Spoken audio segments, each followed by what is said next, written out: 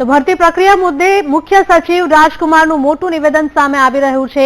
ભરતી પ્રક્રિયાના નિયમોમાં ફેરફાર કરવામાં આવ્યા છે। ભરતી પ્રક્રિયાને હવે ઓનલાઈન કરવામાં આવી છે તેવું મુખ્ય સચિવે નિવેદન આપ્યું છે। ઉમેદવારોએ હવે ઓનલાઈન પરીક્ષા આપવી પડશે। તો આવતા વર્ષ સુધી ભરતી પ્રક્રિયા મોટા પ્રમાણમાં કરીશું પૂર્ણ। ભરતી પ્રક્રિયા મુદ્દે મુખ્ય સચિવ રાજકુમારે મોટું નિવેદન આપતા કહ્યું છે કે ભરતી પ્રક્રિયાના નિયમોમાં ફેરફાર કરવામાં આવ્યા છે। ભરતી પ્રક્રિયાને હવે ઓનલાઈન કરવામાં આવી છે। ઉમેદવારોએ હવે ઓનલાઈન આપવી પડશે પરીક્ષા।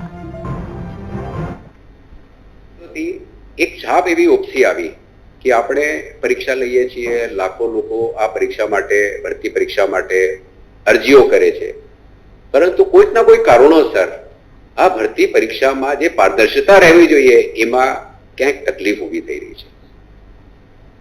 એને માટે આ વર્ષની શરૂઆતમાં જ માનનીય મુખ્યમંત્રીશ્રીએ ભરતી પરીક્ષામાં કોઈ પણ ગેરકાયદે તકલીફવાળું કામ કરે એને માટે એવો કડક કાયદો બનાવ્યો અને એ કાયદાના પરિણામ સ્વરૂપે આજે હું ગૌરવ સાથે કહી શકું કે અત્યાર સુધી જે પરીક્ષાઓ લેવાઈ એ ખૂબ સારી રીતે શાંતિથી આપણે લઈ શક્યા અને હજારો યુવાનોને આપણે નોકરી આપવાના રોજગાર મેળાના કાર્યક્રમો કરી શક્યા।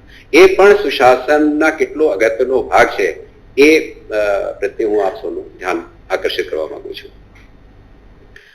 એટલું જ નહીં પણ ભરતી પરીક્ષાના નિયમોમાં ફેરફાર કર્યો। ભરતી પરીક્ષાને જેમ ફિલ્મમાં કહેવામાં આવ્યું ઓનલાઈન કરવાની એ પણ સૌપ્રથમ હું કહીશ કે ગુજરાત રાજ્યમાં એનું એક્સપેરિમેન્ટ અખતરો પણ માનનીય મુખ્યમંત્રીશ્રીએ એ અંગે આપણને મંજૂરી આપી અને 17મી ડિસેમ્બરે એટલે ગયા અઠવાડિયે આ કાર્યક્રમને પણ પહેલી વખત સફળતાપૂર્વક સર્વેયર્સની ભરતી માટે અમારા ગૌણ સેવા પસંદગી મંડળે આનો ઉપયોગ પણ કર્યું છે।